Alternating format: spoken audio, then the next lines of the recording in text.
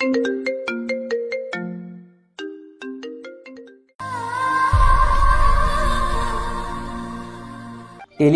প্রায় সব চ্যানেলেই দেখাচ্ছে দেশের বিভিন্ন স্থানের লোকদের মারা হচ্ছে। লোকগুলোকে খুব বাজেভাবে মারা হয়েছে, কারো চোখ উঠিয়ে নেওয়া হয়েছে, কারো শরীরের বিভিন্ন জায়গায় কেটে মরিচের গুঁড়ো দেওয়া হয়েছে। কিন্তু কে মারছে এদের, এ নিয়ে পুলিশও চিন্তিত, কারণ খুনিকে এখনও কেউ দেখেনি। এদিকে এক অন্ধকার জগৎ থেকে আলোর দিশারি হয়ে আজ প্রথম কলেজে পা দিল। কলেজে ঢুকতেই কয়েকটা ছেলে মেয়েকে ডাকলে। এই খ্যাত ছেলে, এদিকে আয়। জি, আমাকে ডাকছেন? আশেপাশে তুই ছাড়া কেউ নেই, তাহলে তোকেই ডাকছি। আর এমন খ্যাত সেজে এসেছিস কেন, জানিস না কলেজে এসব চলে না? তারপর সবাই মিলে র্যাগিং শুরু করলো। চুলগুলো সব এলোমেলো করলো, চশমাটা ফেলে দিয়ে সবাই মারতে লাগলো। ইভা বলল, থাক, অনেক হয়েছে, এবার ক্লাসে চল সবাই। ওরা সবাই চলে গেল। আমি শুধু ওদের দিকে দেখে মুচকি হেসে সব ঠিকঠাক করে ক্লাসে গেলাম।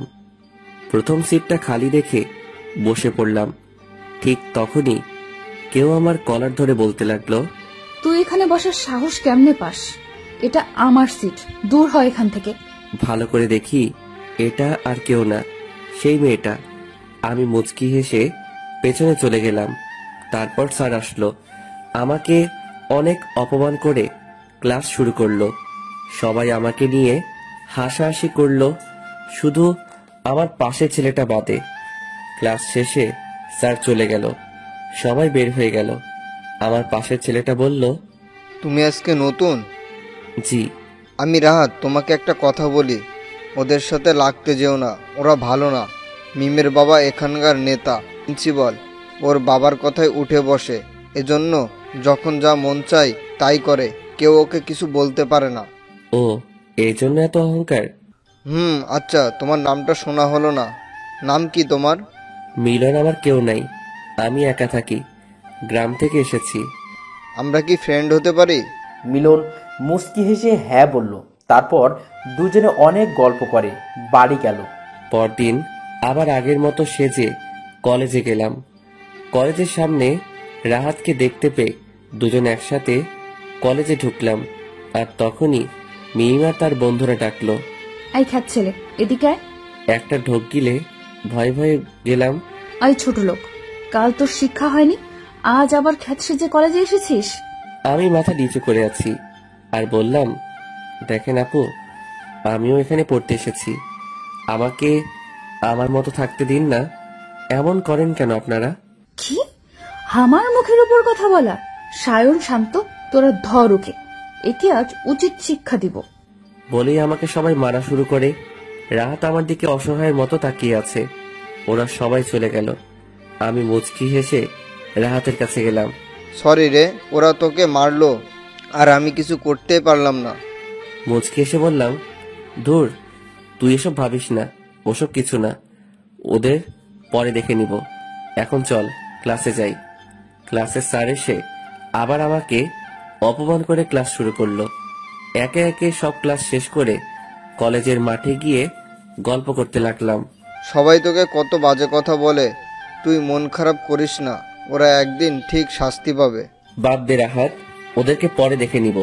এখন চল বাড়ি যাই, কাজ আছে। দেখবি মানে, তোকে বারবার না করছি, একদম ওদের সাথে লাগতে যাস না। আরে এমন কিছু করব না, চল বাড়ি যাই। রাতের বেলা আবার নিজের আগের রূপে ফিরে এলো মিলন। কালো প্যান্ট, কালো জ্যাকেট, মুখে মাস্ক আর চুলে জেল দিয়ে সাথে রিভলভার নিয়ে বেরিয়ে পড়ে রাস্তায়। এসে তার সামনে কয়েকটা কালো গাড়ি থামে। একজন এসে গাড়ির দরজা খুলে দেয়। রাজু, সব ঠিকঠাক আছে তো? হ্যাঁ ভাই, সব ঠিক আছে। খবর পেয়েছি লোকটা বিদেশে নারী পাচার করে। মিলন মুচকি হেসে বলল, আজও সঠিক শাস্তি পাবে। গাড়ি এসে একটা বাংলোর সামনে থামলো। চারদিকে ঘন জঙ্গল, ঘরের মাঝে হালকা আলো। চেয়ারে বসা লোকটার সামনে গিয়ে বসলো মিলন আর বলল, নারী পাচার করিস তাই না? আজ তো কেমন হয় মারবো, লোকে তোর লাশটাও দেখে ভয় পাবে। না, আমাকে মারবেন না, আমার ভুল হয়ে গেছে, আমি আর এমন করব না, মাফ করে দিন আমাকে। অসহায়ের মতো বলল লোকটা। মিলন মুচকি হেসে বলল, মাফ আর আমি? তুই তো ক্ষমা পাবার কোনো রাস্তা রাখিসনি। এই বলে কপালে একটা গুলি করলো, সেটা মাথার পেছন দিয়ে বেরিয়ে গেল। তারপর শরীরের বিভিন্ন অংশ কেটে কাটা জায়গায় মরিচের গুঁড়ো দিতে লাগলো। তারপর আরও কয়েকটা গুলি করে লাশটা থানার সামনে ফেলে চলে গেল। পরদিন সকালে আবারও কলেজে গেল আগের মতোই, খ্যাত সেজে, খুব স্বাভাবিকভাবেই যেন কিছুই হয়নি। কলেজে এসে ক্লাসে ঢুকবো, তখনই মিম ও তার বন্ধুদের ডাক পড়ল। রাগ হচ্ছে খুব, সুযোগ পেলে মেরে হাসপাতালে পাঠাইতাম। এদের এত অহংকার কই থেকে আসে? এই মেয়ে শুধু মেয়ে বলে ছাড় পেয়ে যাচ্ছে। ও এই রাহাতটাকেও আজকে দেখতে পাচ্ছি না। মনে মনে বলে, ভাবনা ভরা চেহারা নিয়ে গেলাম ওদের সামনে। আর মিম বলল, কি ভাবছিস? তোর ওই খ্যাত বন্ধুটাকে খুঁজছিস? পাবি না। ওকে তোকে নিয়ে মজা করছিলাম। ও তখন একটু লেকচার দিচ্ছিল, তাই আমরা ওকে মেরে হাসপাতালে রেখে এসেছি, যেন আমাদের মুখের উপর আর কথা বলতে না পারে। খুব রাগ হলো নিজের উপর। আমার জন্য রাহাত মার খেলো। এবার তো কিছু একটা করতেই হবে, না হলে এরা আরো বেশি এমন করবে। রাহাত কোন হাসপাতালে আছে খোঁজ নিয়ে ওর কাছে গেলাম। রাহাত আমাকে দেখে শুধু তাকিয়ে আছে। ও, এখন কেমন লাগছে তোর? এখন ভালো আছি। আমি ডাক্তারের সাথে কথা বলে রাহাতকে হোস্টেলে নিয়ে গেলাম। রাহাতকে শুয়ে দিয়ে ওর পাশে বসে আছি। কিরে, তুই বাড়ি যাবি না? আমাদের গরিবদের আবার বাড়ি? এখন থেকে আমি এখানে থাকবো, তোর পাশের রুমেই। তাহলে তো ভালো হলো। এখন তুই ঘুমা। আমি গেলাম রুমে। এসে একটু ভেবে শান্ত আর শায়নের ফোনে ফোন দিয়ে ওদের একটা মেয়ের কথা বলে একটা জায়গায় যেতে বললাম। আর এদিকে রাজুকে ফোন করে ওদের বাংলোতে নিতে বললাম। কথা মতো কাজ হয়েছে, এখন শুধু যাবার অপেক্ষা। সবাই ঘুমিয়ে গেছে মধ্যরাতে। ওর পোশাক পরে চুলে জেল দিয়ে রিভলভার নিয়ে বেরিয়ে পড়লো। সবার চোখ আড়ালেও রাহাতের চোখে পড়ল। এটা কি হলো? ওটা তো মিলনের রুম। তাহলে এই লোকটাকেও, তাও আবার এত রাতে ওর ঘর থেকে বেরিয়ে গেল। রাহাত মিলনের পিছু নেয়, কিন্তু বেশি দূর যেতে পারে না। মাঝ রাস্তায় একটা কালো গাড়ি এসে মিলনকে নিয়ে যায়। আর রাহাত রুমে আসে। মিলন বাংলোতে গিয়ে শান্ত আর সায়নকে ইচ্ছামতো মেরে রাহাতকে যে হাসপাতালে ভর্তি করা হয়েছিল ওই হাসপাতালে ভর্তি করিয়ে দিয়ে গেল। পরদিন সকালে মিলন রাহাতের রুমে গিয়ে দেখে রাহাত শুয়ে আছে।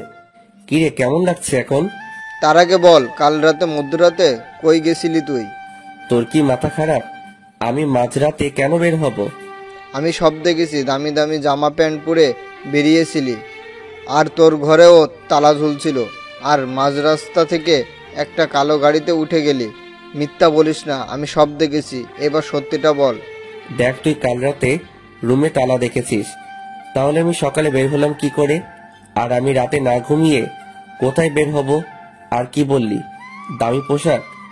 কোনো মতে জীবন চলছে। আর তুই কি বলিস? আমি এসব কই পাবো? মায়ের খেয়ে তোর মাথাটা গেছে। জানি না, তবে কিছু তো রহস্য আছে যেটা আমি জানি না। সময় হলে সব জানবি। এখন রেস্ট নে, কলেজে যেতে হবে।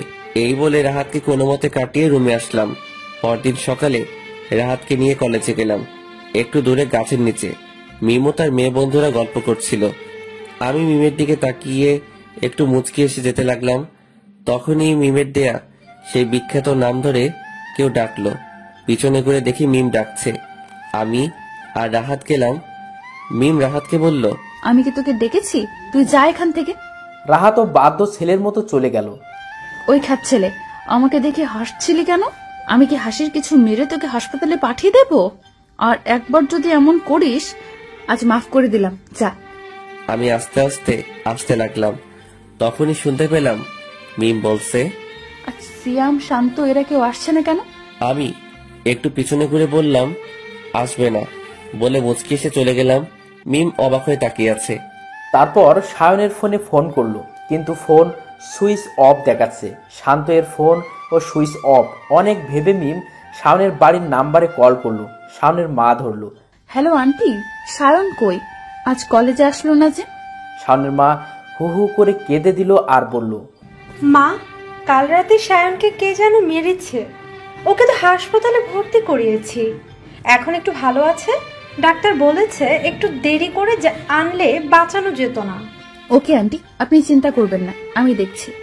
ফোন রেখে হাসপাতালে চলে গেল সায়ন। মিমের দিকে চোখ খুলল। কিরে সায়ন, কে মারলো তোকে এইভাবে? মিম দূরে দাঁড়িয়ে কিছু একটা ভাবছে। ওর ভাবনার ছেদ ঘটে তানহার ডাকে। এই মিম, কি এত ভাবছিস?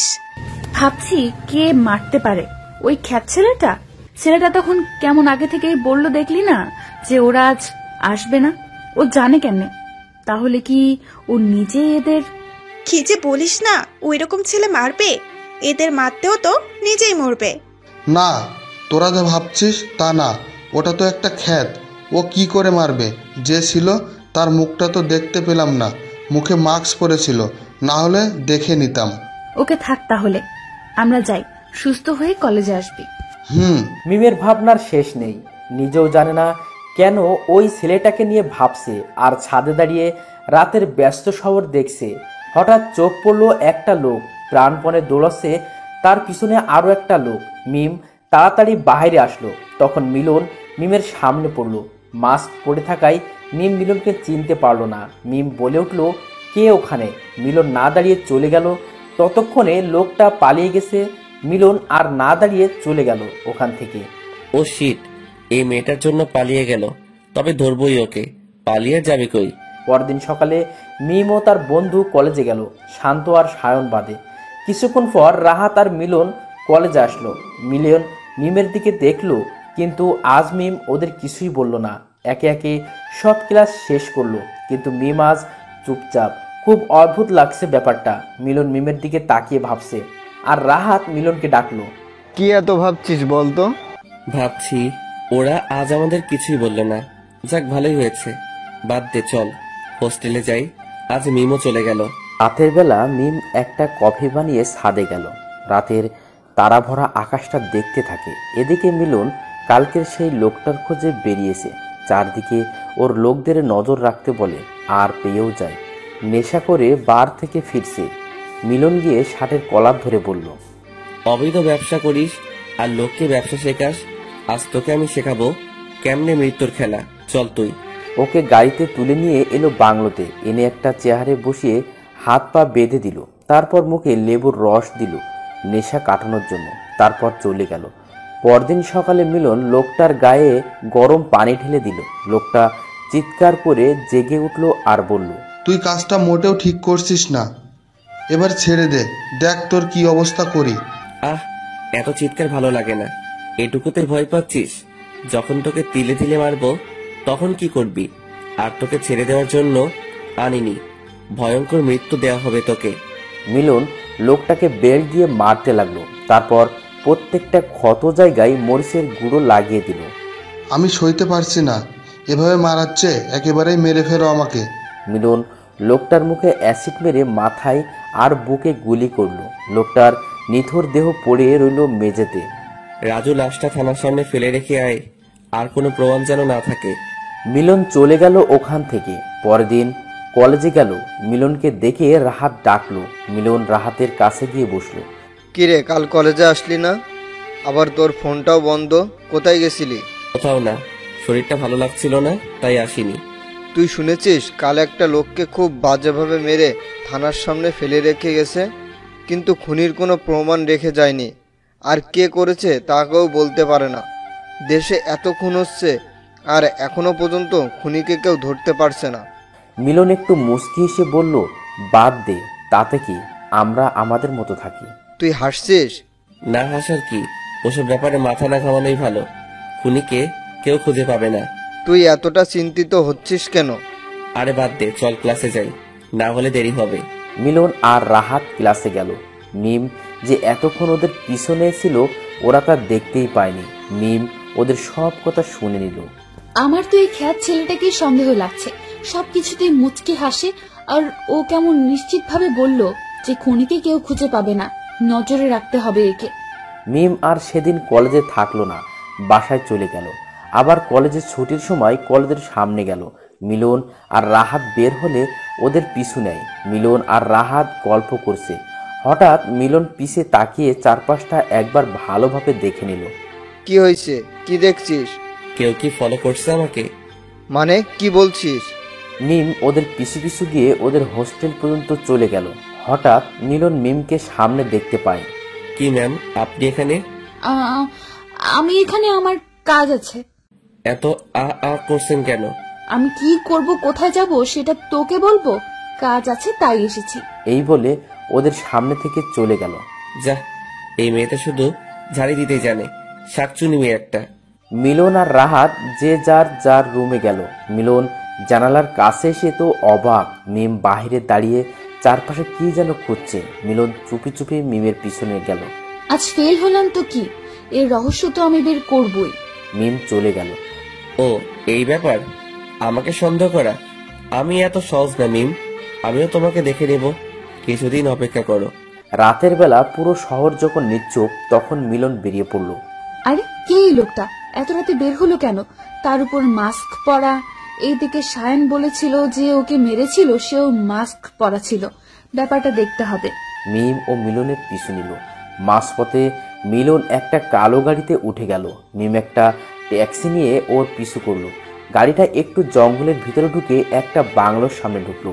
মিম আর যেতে পারলো না, আড়ালে লুকিয়ে রইল। বাংলোর ভেতর থেকে কারো আর্তনাদের শব্দ শুনতে পেল। তাহলে এই সেই খুনি। এবার তো একে আমি সবার সামনে আনবই। এই বলে ফোনটা বের করলো, আর তখনই ওর মাথার পিছনে কেউ একজন হাত ধরে ফেললো। মিম পিছনে তাকিয়ে দেখে সেই লোকটা। কি ভেবেছ ধরতে পারবো না? এত চালাকি? আমাকে ধরা এত সহজ না, বুঝলে? এখন তুমি হাড়ে হাড়ে টের পাবে আমি কে। মিমকে বাংলোতে নিয়ে গিয়ে একটা ঘরে আটকে রাখলো। অজ্ঞান করে রাখা হয়েছে। অনেকক্ষণ পর মিমের জ্ঞান ফিরলে মিম তাকে একটা বন্ধ ঘরে আবিষ্কার করে। তারপর দরজা ধাক্কাতে থাকে, কিন্তু কেউ দরজা খুলছে না। অসহায় হয়ে সেই ঘরেই বসে রইল। তারপর সকালে একজন সে খাবার দিয়ে খেতে বলল। খাবো না আমি, নিয়ে যাও এগুলো। আমি বাড়ি যাব, বের করো আমাকে এখান থেকে। লোকটা কিছু না বলে চলে গেল মিলনের কাছে আর বলল, স্যার, মেয়েটা বলছে ও খাবে না, এখান থেকে চলে যেতে চাই। ওকে তুমি যাও, আমি দেখছি। মিলন মিমের ঘরে গেল। গিয়ে দেখে শুয়ে আছে। মিলন মিমকে ডাকলো। মিম তো অবাক, এত কিউট ছেলেরা হয়। মিম অবাক হয়ে তাকিয়ে আছে। চোখ দিয়ে আমাকে গিলে খাওয়ার দরকার নাই, খাবারগুলো খাও। আমাকে আসছে ভয় দেখাতে। খাবো না। আর আপনি আপনার এই মাস্কটা খুলুন, আমি আপনাকে সবার সামনে আনবই। একটার পর একটা খুন করে যাচ্ছেন আপনি, আর এইভাবে সবার সামনে ঘুরেও বেড়াচ্ছেন। এখন সেটা আর হবে না। একবার বের হয়ে এখান থেকে, তারপর দেখে নেব আপনাকে। কি বললে? আমাকে ধরা এত সহজ নয়। নেহাত তুমি মেয়ে, না হলে এতক্ষণে তোমাকে মেরে শিয়ালকে দিয়ে দেহটা খাওয়াতাম। এখন চুপচাপ খাও, না হলে ভালো হবে না। না, খাবো না আমি। এবার মিলন একটা মুচকি সে খাবারগুলো রেখে চলে গেল। আর ভুলে দরজার তালা লাগালো না। মিম খেয়ে চুপচাপ শুয়ে আছে। এদিকে মিমের বাবা পুরো মিডিয়া চ্যানেলে দিয়েছে মিম নিখোঁজ হওয়ার খবর। পুলিশরা হন্য হয়ে খুঁজছে, কিন্তু পাচ্ছে না। রাতের বেলা মিম শুনতে পেল চিৎকার। মিম দরজার কাছে গিয়ে দরজাটা একটু ধাক্কা দিতেই খুলে গেল। আস্তে আস্তে এগিয়ে দেখতে পেল একটা লোক চেহারে বাঁধা, আর তার উপর নির্মমভাবে অত্যাচার করা হচ্ছে। তারপর মিলন বলছে, তোকে এমন মৃত্যু দেব, লোকে তোর লাশটাও দেখতে চাইবে না। তার আগে আমার মুখটা একবার দেখে যা, কে মারলো তোকে। এই বলে মিলন ওর মাস্কটা খুলে একটা ছুরি দিয়ে লোকটার ঘাড় থেকে মাথা আলাদা করে দিল। মিম এখনো শকড হয়ে আছে, কোনো কথা বেরোচ্ছে না। এটা তো আর কিছু বলতে পারলো না। মিলন মিমকে দেখে ওর দিকে এগিয়ে আসছে, আর মিম এক দৌড়ে ঘরে গিয়ে বিছানায় চুপটি করে বসে আছে, ঘরের দরজা লাগিয়ে। মিম ভয়ে দরজা লাগিয়ে বসে আছে। মিলন এসে দরজা ধাক্কাচ্ছে, কিন্তু মিম দরজা খুলছে না। অবশেষে মিলন দরজা ভেঙে ঘরে ঢুকে দেখে মিম বিছানার এক পাশে চোখ বন্ধ করে বিড়বিড় করছে। মিলন ডেভিলস হাসি দিয়ে ওর কাছে গিয়ে বসলো। এতে মিমের ভয়টা যেন আরো দ্বিগুণ বাড়লো। শয়তান, এইভাবে একটা মেয়েকে আটকে রেখে এইভাবে ভয় দেখানো হচ্ছে। একবার ছাড়া পাই, বিড়াল বানিয়ে ছেড়ে দেব। যা ভাবছো তা আর হবে না, কারণ তুমি আর এখান থেকে বের হতে পারবে না। ইচ্ছে করলে সবার মতো তোমাকেও একেবারে মারতে পারি, কিন্তু না, তুমি আমাকে অনেক জ্বালিয়েছো, তোমাকে তিলে তিলে মারবো। এই বলে মিলন মিমকে টেনে বাথরুমে নিয়ে ঝর্ণা এর নিচে রেখে ঝর্ণা ছেড়ে দিয়ে বলল, এখানে এভাবে ভিজতে থাকো যতক্ষণ আমি না বলছি বের হবে না। এই ঠান্ডায় আপনি যতক্ষণ বলবেন আমি ততক্ষণ এখানে দাঁড়িয়ে থাকবো। পাগল আপনি? চুপচাপ যা বলছি তাই করো, না হলে এর ভেতর যে কয়টা গুলি আছে সব তোমার মাথায় যাবে। অনেকক্ষণ ভেজার কারণে ঠান্ডা লেগে মিম জ্ঞান হারিয়ে ফ্লোরে পড়ে যায়। কয়েক ঘন্টা পর মিলন এসে দেখে মিম ফ্লোরে পড়ে আছে। মিলন মিমকে তুলে বিছানায় শুইয়ে দেয়, তারপর চেঞ্জ করিয়ে গায়ে কম্বল জড়িয়ে দেয়। মিমের শরীরে প্রচণ্ড জ্বর এসেছে আর বারবার মা পড়ে ডাকছে। এটা শুনে মিলনের মায়ের কথা মনে পড়ে গেল। ভাবতে থাকলো ওর আগের দিনগুলোর কথা। চলুন সংক্ষেপে একটু অতীত ঘুরে আসা যাক। কেন মিলন মাফিয়া হলো? ছোটবেলাতে জন্মের পর থেকে যে মহিলাকে মা বলে জানতো, পরে জানতে পারে সে তার আসল মা না। মিলন তার কাছে জানতে চায় তাহলে কে তার মা আর কোথায় সে, কি করে, সে কি করে পারলো নিজের সন্তানকে অন্যের হাতে তুলে দিতে। এভাবে নানা ধরনের কথা বলছিল। তখন তার পালিত মা বলে, তোর জন্ম কোথায়, কিভাবে হয়েছে আমি জানি না, তোর বাবাকে আমি এটাও জানি না। একদিন আমি রাস্তা দিয়ে হাঁটছিলাম, তখন এক মহিলা দৌড়াচ্ছে, তার হাতে একটা ছোট বাচ্চা। সেটা আর কেউ না, তুই ছিলি। তারপর পিছন থেকে কয়েকটা লোক এসে তোর মাকে আমার চোখের সামনে জঘন্যভাবে হত্যা করে। তার আগেই তোর মা আমাকে বলে গেছে আমি যেন তোকে নিয়ে যাই আর নিজের ছেলে বলে পরিচয় দিই। আমি ওখান থেকে তোকে নিয়ে পালিয়ে আসি, আর আমার কোনো ছেলে মেয়ে না থাকায় আমি তোকে নিজের ছেলে মনে করে বড় করতে থাকি। কথাগুলো ভাবতে ভাবতে মিলনের চোখ ছলছল করে উঠল। আবার ভাবতে লাগলো, যখন একটু বড় হয় মিলন, তখন ওর চোখের সামনে ওর পালিত মাকে কয়েকটা লোক রেপ করে চলে যায়। লোক সমাজের ভয়ে ওর মা আত্মহত্যা করে। মিলন তখনও ন্যায় বিচার পায়নি।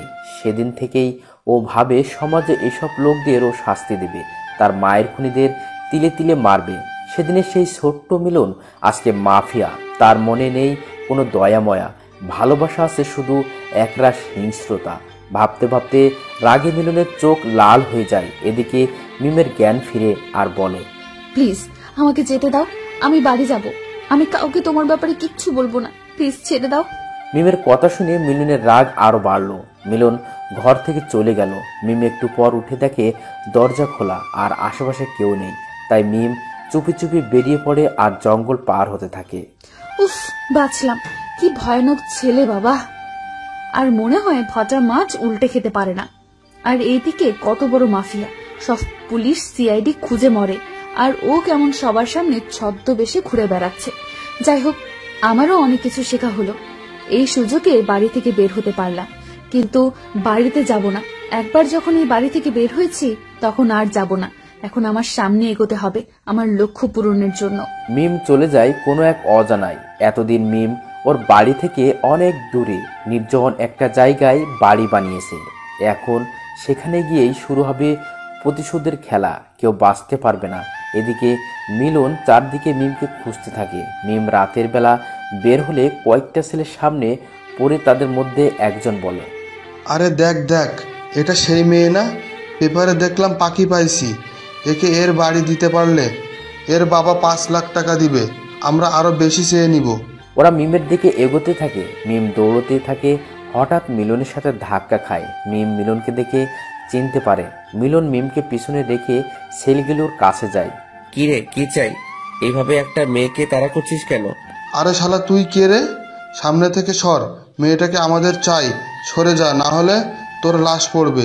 তাই তোরা আমার লাশ ফেলাবি, মেয়েদের বিরক্ত করবি? আমার বড় বড় কথা। এই মাফিয়াকে তোরা মারবি? তোদের আমি মেরে এখানে ফেলে রেখে যাব। মরার আগে তোদের মৃত্যু দূতকে একবার দেখেই যা। মিলন মাস্ক খুলে আর ওরা ভয় পেয়ে মিলনের পায়ে পড়ে যায়। আমাদের মাফ করবেন, আমরা ওকে কিছু করতে চাইনি। ওর বাবা পেপারে দিয়েছে, ওকে যে বাড়িতে নিয়ে গিয়ে দিতে পারবে তাকে 5 লাখ টাকা দিবে। মিলন এটা শুনে অবাক হয়ে পিছনতে তাকায়। মিম স্কার্ফ দিয়ে মুখ ঢাকে। মিলন আর কথা না বলে ওদের গুলি করে আর বলে, তোরা এমনি করিস, তোদের বেঁচে থাকার কোনো মানেই না। রাজুকে বলে ওদের লাশগুলো জঙ্গলে ফেলে দিতে, যেন শিয়াল কুকুর খায়। আর ওই মেয়ে, কি ভাবছিস পালিয়ে বাঁচবি? চল এখান থেকে, মজা দেখাচ্ছি। মিম মিলনের রাগী লুকটা দেখে ভয় পায় আর ভাবে, না, এর কাছে কিছুতেই ধরে দিব না, না হলে সব জ্বলে যাবে। মিম আবার দৌড়াতে থাকে। চোখের পলকে মিমকে মিলন হারিয়ে ফেলে। রাজু, ওকে আমার চাই, খুঁজে বের করো যত তাড়াতাড়ি সম্ভব। মিলন বাংলোতে চলে যায়। একটা সিগারেট ধরায়। নিকোটিনের ধোঁয়ায় কষ্টগুলো উড়িয়ে দেয়। মিমও বাড়ি এসে শুয়ে পড়ে আর ভাবে, ততটাও খারাপ না। যাই হোক, আমার কি। মিম ঘুমিয়ে পড়ে। পরদিন সকালে ওঠে, জগিং করে কয়েকদিন আর বের হলো না। ভালোভাবে গুলি চালানোর মারপিট সব শিখে নেয়। আজ রাতেই বের হব মা। আমি তোমার খুনিকে মারতে যাচ্ছি। প্রতিশোধ নেবার সময় হয়ে গেছে। আকাশের দিকে তাকিয়ে বলল, আর বাইক নিয়ে চলে গেল। বস, পুলিশ আমাদের খোঁজ পেয়ে গেছে, ওরা এদিকে আসছে, এখন কি হবে? মিলন নিকোটিনের ধোঁয়া ছিঁড়ে বলে। কি খুব চালাক ভাবিস নিজেকে? পেছন দিক দিয়ে ছুরি মারবি আর আমি বুঝতেও পারবো না? এটা কেমনে সম্ভব? এত সহজে মাফিয়া হইলি, বুঝলি? তুই বেইমানি করেছিস। বেইমানিদের আমার কাছে কোনো মাফ নেই। মিলন বাকি গার্ডদের বলে ওকে ক্রস ফায়ার করতে। ওরা ওকে মারে, নিমিষে রক্ত দিয়ে ভেসে যায়। ফ্লোরটা বাহিরে পুলিশ এসে গেছে। পুলিশটা সিগন্যাল দিচ্ছে। একটা পুলিশ বাড়ির ভিতরে ঢোকে, মিলনের দিকে গুলি তাক করে আর বলে, সবাই হাত ওপরে তোল, অনেক জ্বালাছিস, এখন জেলে গিয়ে পচে মরিস। মিলন মুচকি হেসে পাটা একটু তুলে লাইটে গুলি করে রুমটা অন্ধকার হয়। আর এই সুযোগে গোপন দরজা দিয়ে সবাই পালিয়ে যায়। সবাই জঙ্গলে লুকিয়ে পড়ে, কিন্তু মিলন আলাদা রাস্তায় যায়। পুলিশরা আবার মিলনকে ঘিরে ফেলে আর বলে, বাকিদের পায়নি তো কি, কান টানলে মাথা আসে। মিলন চুপ করে আছে, চারদিকে দেখছে।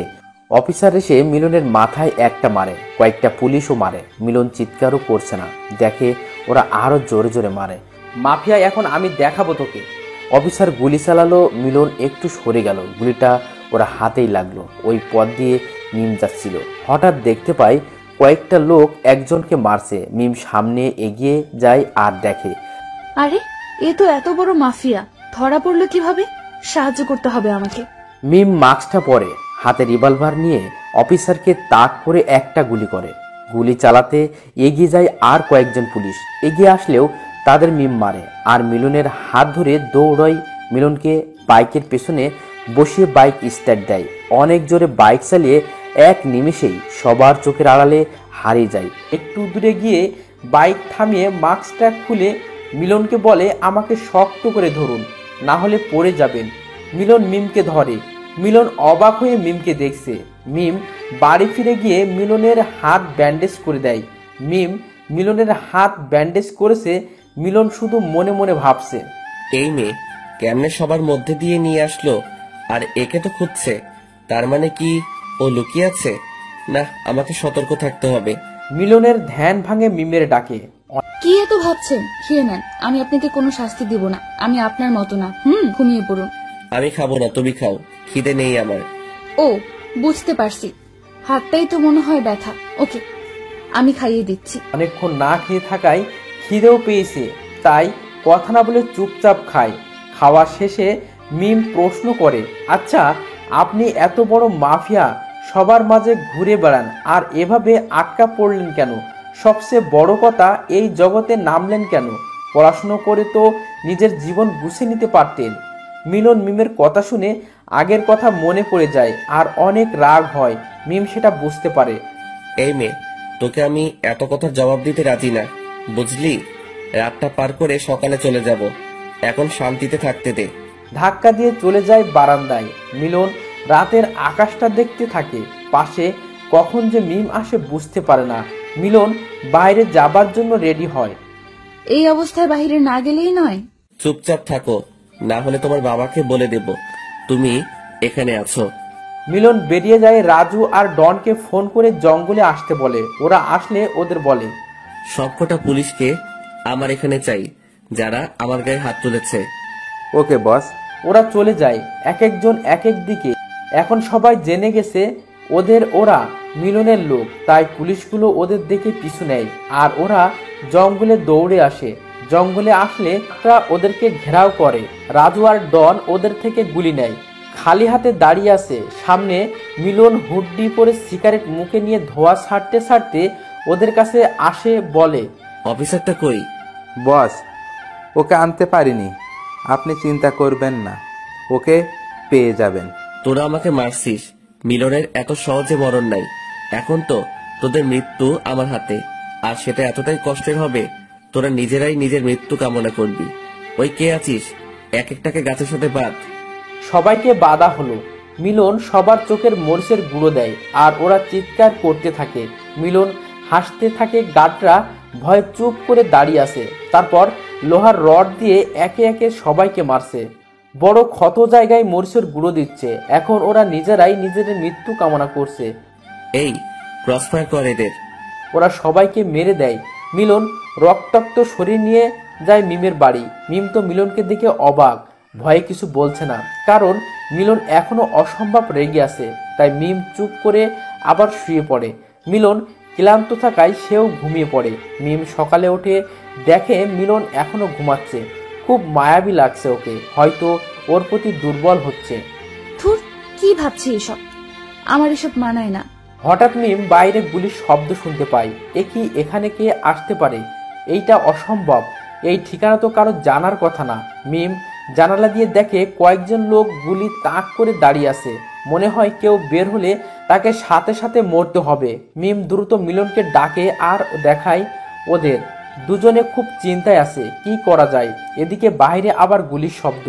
কেউ একজন চিৎকার করে বলছে, এই মাফিয়ার বাচ্চা, বের হ বলছি, আমি জানি তুই এখানেই আসিস। মিলন বুঝতে পারে যে ওরা ওকে মারতে এসেছে। মিলন বলে, তোমার প্রয়োজনীয় জিনিসগুলো একটা ব্যাগে নাও।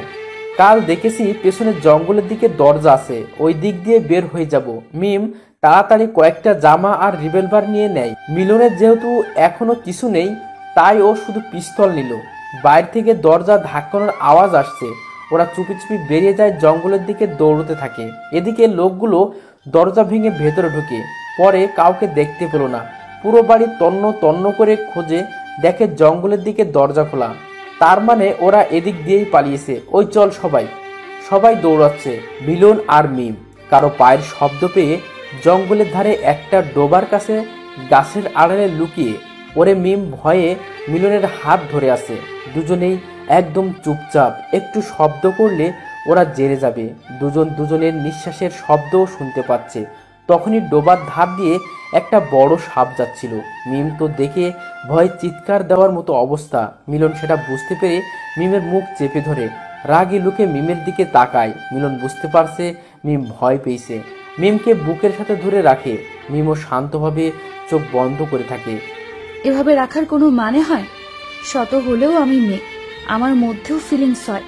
ধুর, কি ভাবছি আমি? আমার এসব ভাবা ঠিক না।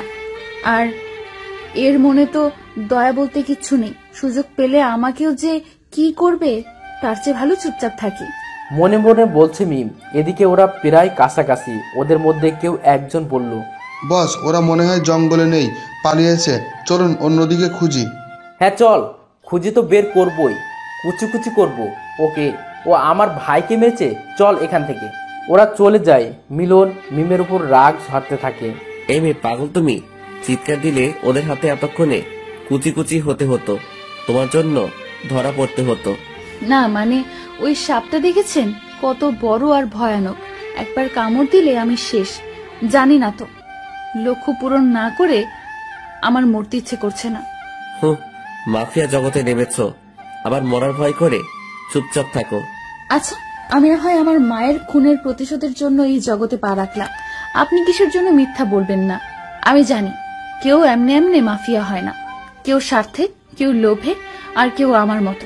আপনি কোনটা? ধরে নাও তোমার মতোই। আর বেশি কথা বলো না, না হলে তোমার বাড়িতে দিয়ে আসবো। বাঁচতে চাইলে চুপচাপ আসো। কই যাব যদি আপনি আমাকে বাড়িতে পাঠান? এতটা অকৃতজ্ঞ আমি না। তুমি আমার জীবন বাঁচিয়েছ, একটুকু তো কৃতজ্ঞতা দেখাতেই হয়। যাই হোক, তোমার ফোনটা দাও, কল করব। মিম ফোনটা দেয়। মিলন রাজুকে ফোন দেয়, কিন্তু জঙ্গলে নেটওয়ার্ক নাই, ফোন যায় নাই। এখন কি করব? কি আর হাঁটতে থাকো, রাস্তা বেরিয়ে যাবে। দুজন আপন মনে হাঁটতে থাকে। দুপুর গড়িয়ে যায়, খুব খিদেও পেয়েছে। মিম ভয়ে কিছু বলছে না। হঠাৎ করেই মিম বসে পড়ে আর বলে, শুনছেন, আমি আর পারবো না, রেস্ট দরকার।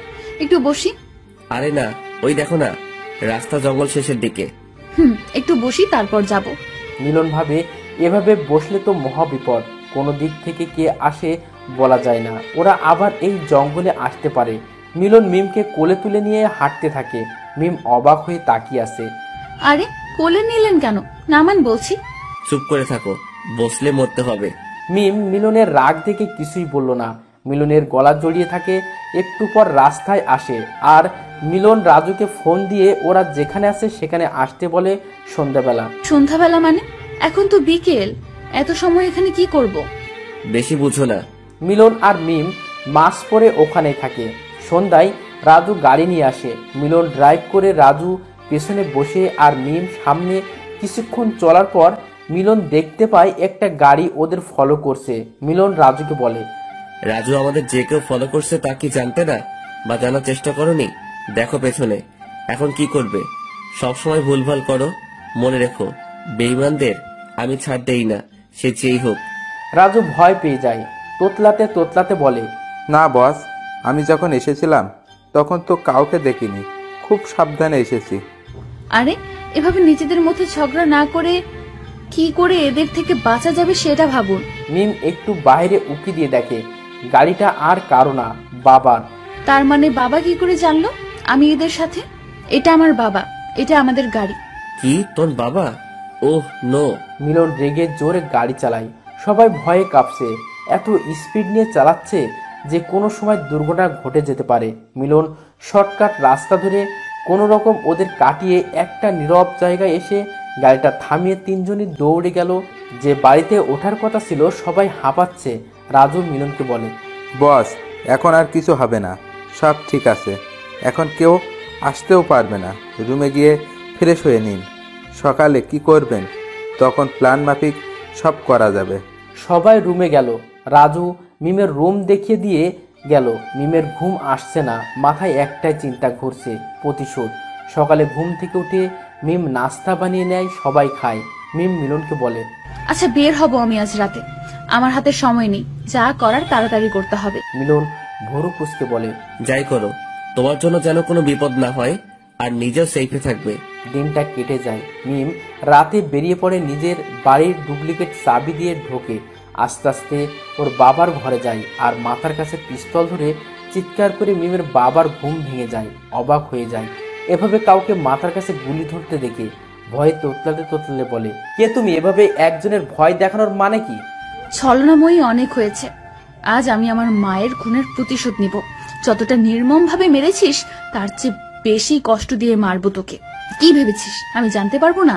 আমি সব জেনে গেছি। এইটাও জানি তুই আমার বাবা না, আমার চাচা। আমার মাকে খুন করেছিস এসব সম্পত্তির জন্য। আফসোস, তোর সম্পত্তি ভোগ করতে পারবি না। কি বলছো মিম তুমি? আমি তোমার মাকে মারিনি।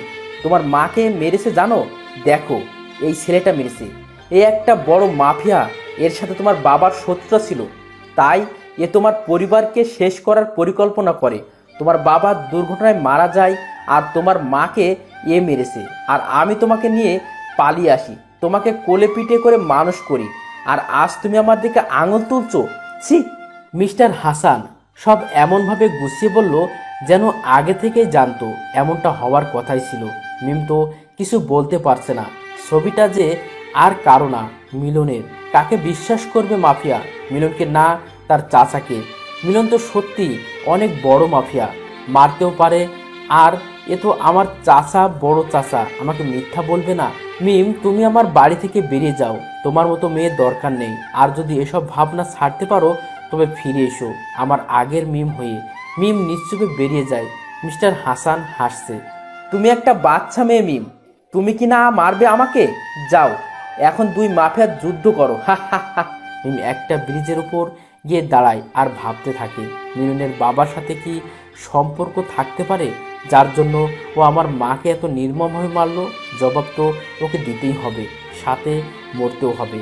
মিলন ওই রাস্তা দিয়ে যাচ্ছিল, পিছনে গার্ডটাও আছে। মিলন গাড়ি থামিয়ে মিমের কাছে যায়। মিম কাঁদছে। কাদার কি কোনো জায়গা নেই? জায়গাটা সেফ না। যার জন্য বের হয়েছিলে কাজ শেষ হয়েছে না বাকি আছে? আমি কি হেল্প করব? মিম রাগ উঠছে, মিলনের দিকে তাকাতেই পারতেছে না। শত হলেও মেয়ে মিলনের জন্য একটু হলেও মনে জায়গা দিয়েছে। হয়তো তার জন্য মিলনকে মারতে এত কষ্ট পাচ্ছে। কি হয়েছে? আমার দিকে তাকাও। কি হয়েছে বলো, আমি সমাধান করার চেষ্টা করব। মিম মিলনের দিকে এক নজর তাকিয়ে পকেট থেকে পিস্তল বের করে মিলনের বুকে দুটো গুলি করে। মিলন মিমের দিকে এখনো তাকিয়ে আছে, মুখ দিয়ে একটাই আওয়াজ বের হয়, কেন করলে মিম? কি আমার অপরাধ? মিম ব্রিজ থেকে ধাক্কা দিয়ে ফেলে দেয় আর চিৎকার করে কাঁদতে থাকে। মিমের পাশে রাজু এসে হাসতে থাকে আর বলে, মিম ম্যাম, আপনি এতদিনে আমার মনের আশা পূরণ করলেন। আমার কতদিন প্ল্যান ছিল ওই শয়তানটাকে মারার, পাচ্ছিলাম না। এখন ওর সব সম্পত্তি আমার। মিম অবাক হয়ে রাজুর কথা শুনছে। তার মানে রাজু বেইমানি করতে যাচ্ছিল? রাজু দেরি না করে চলে যায় গার্ডদের নিয়ে। মিম ওখানে দাঁড়িয়ে কাঁদতে থাকে আর বলে, মা, আমি তোমার প্রতিশোধ নিয়েছি। নিজের অনুভূতিটা বিসর্জন দিয়ে রাজু সব গার্ডদের নিয়ে চলে যায়। মিমও চলে যায়। কাঁদতে কাঁদতে প্রত্যেকটা নিউজ চ্যানেলে দেখাচ্ছে দেশের সবচেয়ে বড় মাফিয়া অবশেষে খুন হলো কোন এক মুখোশধারীর কাছে। কে এই মুখোশধারী যে এই অসাধ্য সাধন করলো? সে যেই হোক না কেন, তাকে আন্তরিকভাবে জানাই আমাদের সকলের শুভেচ্ছা। সেদিনের পর থেকে মিম নিজেকে গুটিয়ে নেয়, নিজের মনে ভাবতে থাকে, কিছু একটা ভুল হয়েছে। এভাবে মিলনকে খুন করা ঠিক হলো না। হয়তো এমন সত্যি আছে যেটা আমি জানি না। আমি কেন সত্যিটা যাচাই করলাম না? আমি যখন সত্যি একা থাকতে পারছি না। মনে মনে যে আমি তোমাকে ভালোবাসি, জানি তুমি কোনোদিন ফিরবে না, কারণ আমি নিজের হাতে তোমাকে শেষ করেছি। এদিকে রাজু মিলনের সব সম্পত্তি নিজের নামে করে নেয়। এখন মিলনের পুরো গ্যাংটা রাজু চালায়। খুশি মনে আর বলতে থাকে, কি হলো তোর মাফিয়া? তুই আমাকে হুকুম করতি, আজ দেখ আকাশের তারা হয়ে দেখছিস, কিন্তু কিছু করতে পারছিস না। তোর সাম্রাজ্য এখন আমার। দেখবি এখন আমি হব এই দেশের মাফিয়া। লোকে আমাকে দেখে ভয় পাবে। এদিকে রেহানা তাদের ছেলেকে নিয়ে ব্যস্ত হয়ে পড়েছে। আজ 8 মাস পর তাদের ছেলে একটু একটু করে নড়ছে। রেহানা বেগম ডাক্তারকে ডাকে, রোহান সাহেবকে খবর দেয়। ডাক্তার চেক আপ করে বলে, আপনারা বিচলিত হবেন না, রোগী এখন সুস্থ আছে, রোগীকে একা থাকতে দিন, উনি সুস্থ হবেন। রোহান সাহেব বাইরে গেলেন ডাক্তারের সাথে কথা বলতে। রেহানা বেগম তার ছেলের পাশে বসেন। বাবা, তুই জেগে উঠেছিস? উঠ বাবা, দেখ আমি তোর মা। একবার মা বলে ডাক আমাকে, কথা বল আমার সাথে। তুই আমার ছেলে, আজ থেকে তোর নাম দিলাম আবির। তুই আমার আবির। আবির শুধু ভাবছে, কি থেকে কি হলো কিছুই বুঝতে পারছি না। এরা কারা? আমাকে আবির ডাকে কেন? আপনারা কারা? আমি এখানে থাকবো না, অনেক কাজ আছে, আমার যেতে দিন। আমাকে আমার এই পৃথিবীতে কেউ নেই, আমি একা। আমি এখানে কি করে এলাম জানি না, তবে আমাকে সুস্থ করার জন্য আপনাদের ধন্যবাদ। এ কি, উঠতে পারছি না, শরীরে এত ব্যথা কেন? আহ, তুমি এখনো পুরোপুরি সুস্থ নও। সুস্থ হও, তোমাকে সব জানানো হবে। ডাক্তার বলেছে উত্তেজিত না হতে, রেস্ট করো। রেহানা, তুমি ওর খেয়াল রেখো, কোনো সমস্যা হলে আমাকে বলবে। আমি গেলাম। কয়েকদিন আবির পুরোপুরি সুস্থ হয়ে যায় রোহানা বেগমের যত্নে। আবিরকে ছেড়ে দেওয়া হয়। রোহানা বেগম আবিরকে বাড়িতে নিয়ে যায়, খাইয়ে দেয়। রাতে আবির বের হবার জন্য তৈরি হয়। রুম থেকে বেরিয়ে ওদের দুজনকে দেখতে পায়। রোহানা বেগম বলে, রাতে কোথায় যাচ্ছ? তুমি রুমে যাও এখন। ওহ, আমি কতবার বলবো আমি আপনাদের ছেলে না। আমার আসল পরিচয় জানলে নিজেরাই আমাকে বের করে দিবেন, তাই আগে চলে যাচ্ছি। দেখো বাবা, তোমাকে আমরা নিজের ছেলের মতো করে এতদিন দেখেছি। তুমি কি জানো তুমি 7টা মাস কোমায় ছিলে? তোমাকে আমরা নদীর ধারে পাই, রক্তাক্ত শরীর নিয়ে। জ্ঞান ছিল না তোমার। আমরা নিজের ছেলে মনে করে বাঁচিয়েছি। অনেক আগে আমরা আমাদের ছেলেকে হারিয়েছি। আর এখন তুমিও যদি যেতে চাও, যেতে পারো আবির। আবির বলে ডাকবেন না, খুব রাগ হয় আমার। আমার একটা নাম আছে, সেই নামে ডাকবেন। আমার নাম মিলন। আমি এ দেশের মাফিয়া। কেউ একজন আমার সাথে বেইমানি করে আমাকে মেরেছে, শাস্তি তো তাকে পেতেই হবে। ছাড়বো না আমি তাকে, যেখানে থাকুক খুঁজে বের করবই। মিলনের কথা শুনে রোহান সাহেব আর রোহানা বেগম অবাক হয়। যাকে নিজেদের ছেলে মনে করলো সে কিনা দেশের মাফিয়া। তাহলে সেদিন নিউজ চ্যানেলে এর মৃত্যুর খবর বলেছিল। মিলন নিজের রাগ কন্ট্রোল করে বলে, আপনি চিন্তা করবেন না, আমি আপনাদের কোনো ক্ষতি করব না।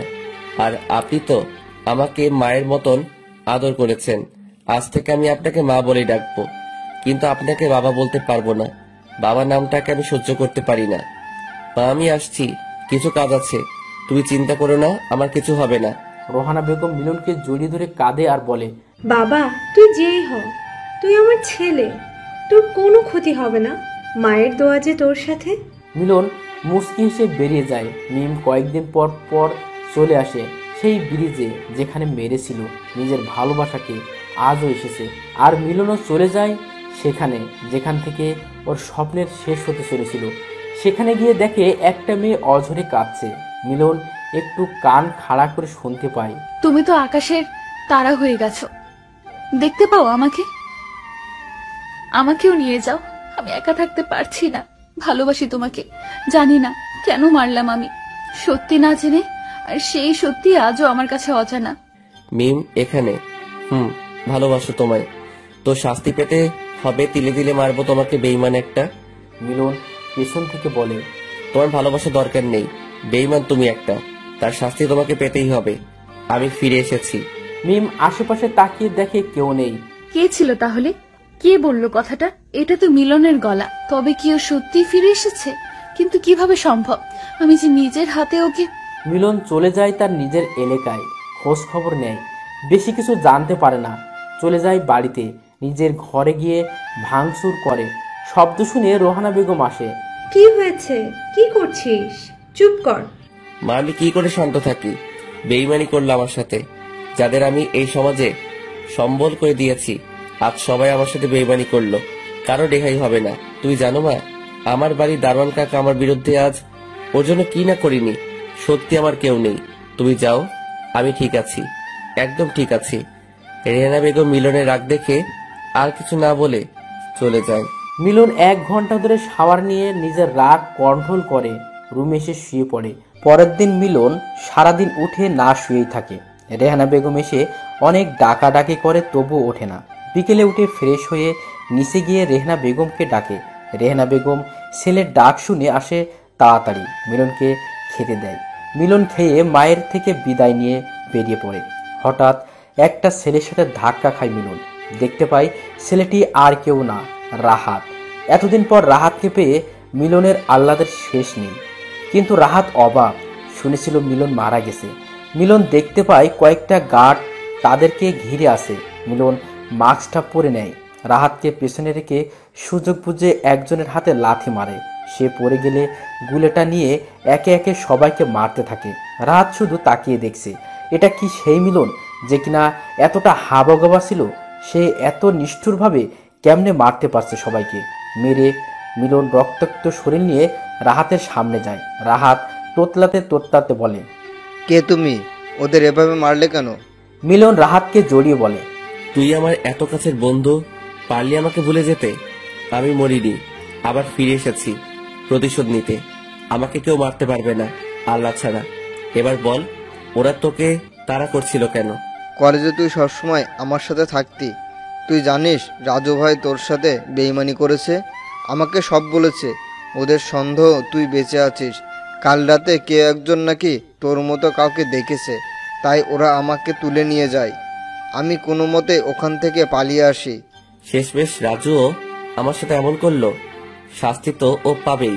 সামান্য সম্পত্তির জন্য বেইমানি। রাহাত, তুই কোনো টেনশন করিস না, তুই আমার সাথে চল। আমি যেখানে থাকি তুইও সেখানে থাকবি। আজ থেকে তুই আমার ভাই। যাওয়ার পথে সেই ব্রিজে থেমে যায়। দুজনে গল্প করতে থাকে। হঠাৎ রাহাত দেখতে পায় মিমকে। রাহাত মিলনকে বলে, দেখ ভাই মিম, সবাই তো ভাবছে ও মরে গেছে। আজ 1 বছর হলো, আজও কেউ ওর খোঁজ পায়নি। এ সত্যি মিম তো নাকি ভূত? আরে না, এটা মিম, আমি বলছি তোকে। ঘটে যাওয়া ঘটনা সব রাহাতকে বলে। ওরা দূর থেকে মিমকে দেখছে, আর মিম আকাশের দিকে তাকিয়ে তারার সাথে কথা বলছে আর কাঁদছে। মিলন রাহাতকে নিয়ে লুকিয়ে বলে, কেটে কোনো লাভ নেই ম্যাম, যে ভুল আপনি করেছেন তার শাস্তি পাবেন। মিম এই কথা শুনে চারদিকে শব্দের ঠিকানা খুঁজতে থাকে, কিন্তু কাউকে পায় না। কি হচ্ছে আজকাল আমার সাথে? কি করে সম্ভব এটা? আমি কি পাগল হয়ে গেলাম? মিম পেছনে তাকিয়ে দেখে মিলন দাঁড়িয়ে আছে। মিম এক ঝটকা খায়, শুয়ে দেখে সত্যি তো এটা মিলন। কিন্তু কেমনে সম্ভব? আমি তো নিজের হাতে। মিম মিলনকে জড়িয়ে ধরে। মিলন মিমকে এক ঝটকায় সরিয়ে দেয়, একটা চড় মারে। কি অবাক হচ্ছে তাই না? আমি এখনো বেঁচে আছি, মরিনি। এত সহজে আমার মরণ নেই, মরতে তো তোমাকে হবে আমার হাতে। মিম মিলনের কথা শুনে ভয় পায় আর বলে, দেখো, আমি যেদিন থেকে তোমাকে হারিয়েছি আমিও ভালো নেই। প্রতিটা মুহূর্তে শেষ হচ্ছি। ভালোবেসে ফেলেছি তোমাকে। মনে পড়ে সেদিন জঙ্গলে আমাকে বুকে টেনে নিয়েছিলে? এক ছাদের নিচে থাকা আমি ভুলতে পারিনি। এসব ভালোবাসা আমাকে দেখাতে আসবে না। আমি একজন মাফিয়া, আর মাফিয়াদের মনে কোনো দয়া মায়া থাকে না, যেমনটা তোমার ওই দিন ছিল না। তোমার জন্য আমার 7-7টা মাস শেষ হয়ে গেছে। তোমাকে আমি ছেড়ে দেবো ভাবছো? তিলে তিলে মারবো। মিমকে টানতে টানতে নিয়ে যাই। মিলনের একটা গোপন জায়গা যেটা ও কাউকে বলেনি। মিলন মিমকে স্টোর রুমে ধাক্কা মেরে রেখে দরজা লাগিয়ে দেয়। দারোয়ানকে বলে প্রত্যেক বেলা ঠিক সময়ে খাবার দিতে, কোনো রকম বেইমানি করলে মরতে হবে। রাহাতকে নিয়ে চলে যায় মায়ের বাড়িতে। রাত 2টো। রেহনা বেগম এখনো জেগে আছে। তার ছেলে যে এখনো ফেরেনি। হঠাৎ দরজায় আওয়াজ শুনে রেহানা বেগম দৌড়ে দরজাটা খুলে দেয়। মিলন রাহাতকে নিয়ে ভেতরে ঢোকে। রেহানা বেগম মিলনকে দেখে অবাক, সারা শরীরে রক্তের দাগ। মিলনকে বলে, বাবা, তোর শরীরে এত রক্ত কেন? কোথায় গিয়েছিলি তুই? মা, তুই তো জানো আমি একজন মাফিয়া। এটা আমার কাছে কিছু না। একে দেখছো? এ হলো আমার বন্ধু রাহাত। ওকে মারতে চাইছিল, তাই আমি ওদেরকে মেরে দিয়েছি। আজ থেকে ও আমার সাথে থাকবে, যদি তুমি বলো। ঠিক আছে, তুই আমার ছেলে, আর ছেলের কথা কি মা ফেলতে পারে? তোর এই অবস্থা, তোর বাবা দেখার আগে কাপড় পাল্টে আয়, আমি খেতে দেই। ততক্ষণ আমি রাহাতের সাথে গল্প করি। এদিকে মিম কেঁদেই যাচ্ছে। ঘরটা ধুলোয় ভরা, বারবার হাসি আসছে। হালকা আলোর একটা বাল্ব চলছে। ভাঙা একটা জানালা। মিম জানালার কাছে গিয়ে দাঁড়ায়। রাতটা নির্ঘুমে কেটে যায়।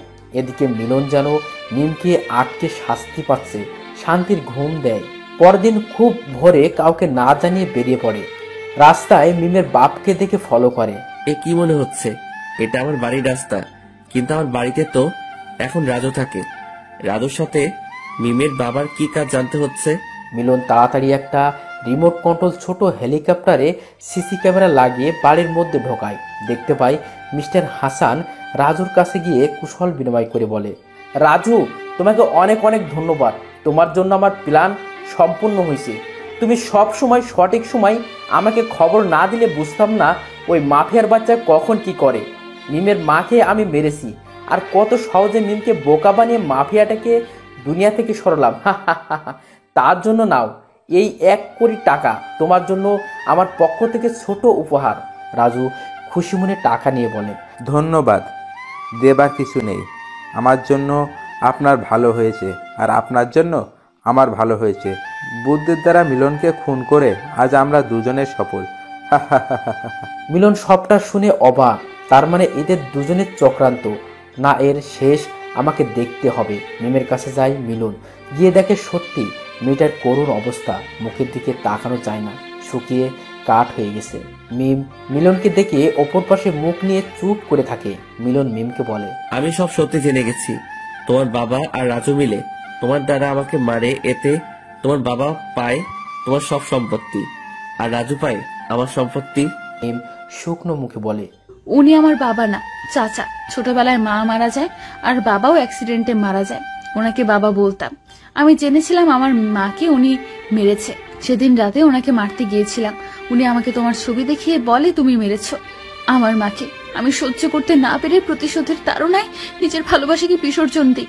খুব খারাপ হয়েছে, কাল তৈরি থেকো। সবকিছু শেষ দেখবো। এখন আসো, ফ্রেশ হয়ে খাও। ভালো ব্যবহার করছি বলে মনে করো না সব ভুলে গেছি। যে 7 মাস আমার থেকে কেড়ে নিয়েছো, তার শাস্তি তুমি পাবে, মনে রেখো। আমি গেলাম। সারাদিন মিলন বাড়ি থেকে বের হয় না। বিকেলে উঠে ফিরে সে ভাবে, না, এভাবে আর চলবে না। খেলাটা এবার শেষ করতে হবে আজকেই। রাহাতকে নিরাপদ জায়গায় রেখে বেরিয়ে পড়ব। মিলন নিচে এসে সবাইকে দেখতে পায়। মায়ের সামনে গিয়ে বলে, মা, আমি আর চলে যাচ্ছি। জানি না দেখা হবে কিনা। যে খেলায় নেমেছি সেটা আমাকে শেষ করতেই হবে। তবে তুমি আমার জন্য দোয়া করো। তোমরা আমার জন্য যা করেছো, হয়তো আমি সেই ঋণ শোধ করতে পারবো না। যদি কখনো মনে হয় আমাকে তোমাদের দরকার, তাহলে ফোন করো, আমি চলে আসবো। রাহাত, তুই রেডি হয়ে নে, বেরোতে হবে। তোকে নিরাপদ জায়গায় রেখে আমি বেরিয়ে পড়বো। রেহেনা বেগমের কান্না থামছেই না। ছেলেহারা হয়ে এতদিন ছিল, একটা ছেলেকে পেয়েছে, সেও কি আজ চলে যাবে? রেহানা বেগম মিলনকে বলে, বাবা, আমি জানি তোকে না করলেও তুই শুনবি না। চলে যাচ্ছিস বলে ভুলে যাস না। তোর এই অভাগা মাকে, রাহাতকে মায়ের কাছে রেখে যা। ওকে নিয়ে যাস না। নিজের ছেলে মনে করে মানুষ করবো ওকে। অন্তত মনটা তো শান্তি পাবে। মিলন সন্ধ্যাবেলা তৈরি হয়, কালো শার্ট, কালো জ্যাকেট, চুল স্পাইপ, মুখে মাস্ক, রিভলভার, ছোট একটা ছুরি নিয়ে রাহাতকে রেখে চলে যায় মিমের কাছে। মিম এখনো স্টোররুমে বসে আছে। দরজার আওয়াজ শুনে উঠে দাঁড়ায়। মিলন মিমকে একটা প্যাকেট ধরিয়ে দিয়ে বলে, এগুলো পরে তাড়াতাড়ি রেডি হয়ে নাও, হাতে বেশি সময় নেই। মিম প্যাকেটটা নাড়াচাড়া করে বলে, কি আছে এটাতে আর কেন পরবো? মিলন রেগে বলে, এটাতে লাল বেনারসি আছে, বিয়ে হবে, যাও পরে আসো, আমি বাহিরে আছি। মিম ভালোই বুঝতে পারে মিলন রাগ করেছে। কথাটা না বাড়িয়ে প্যাকেটটা খুলে দেখে pant, T shirt, jacket, revolver, mask. Mim দ্রুত পরে বাইরে আসে। মিলন মিমকে নিয়ে চলে যায় মিস্টার হাসানের বাড়ি। দারোয়ানকে ভয় দেখিয়ে ভেতরে ঢোকে। মিম এগিয়ে গিয়ে মিস্টার হাসানের মাথায় গুলি ধরে বলে, আমাকে মিথ্যে বলেছিলি, তোর একটা মিথ্যেতেই আমি সব হারাতে বসেছিলাম, আজ তোকে শাস্তি পেতে হবে। মিলন মিস্টার হাসানের বুকে লাথি মেরে বলে, রাজুর সাথে ষড়যন্ত্র করে আমাকে মারার প্ল্যান করছিস? এত সহজে তো আমি মরবো না। এবার মরার আগে সত্যিটা বল, আমার মাকে কে মেরেছে? আমি জানি, তুই সব জানিস, কারণ তুই ছিলি মাফিয়া আর আমার বাবার সাথে শত্রুতা করে তুই আমার মাকে মারলি। আজ এমন মৃত্যু দেব তোকে, ভয় পাবে তোকে দেখে সবাই। মিস্টার হাসান ভয় পেয়ে যায়। কি করে বেঁচে ফিরল এ আর সব জানলই বা কি করে? মিলন কথা না বাড়িয়ে মিস্টার হাসানের বুকে গুলি করে। মিম পেটে ছুরি ঢুকিয়ে দেয়। মিম আর সহ্য করতে না পেরে সাইডে যায়। মিলন মিস্টার হাসানকে এলোপাতাড়ি মারতে থাকে। মিস্টার হাসানের নিথর দেহটা দোতলা থেকে নিচে ফেলে মিমকে নিয়ে বেরিয়ে যায় রাজুর কাছে।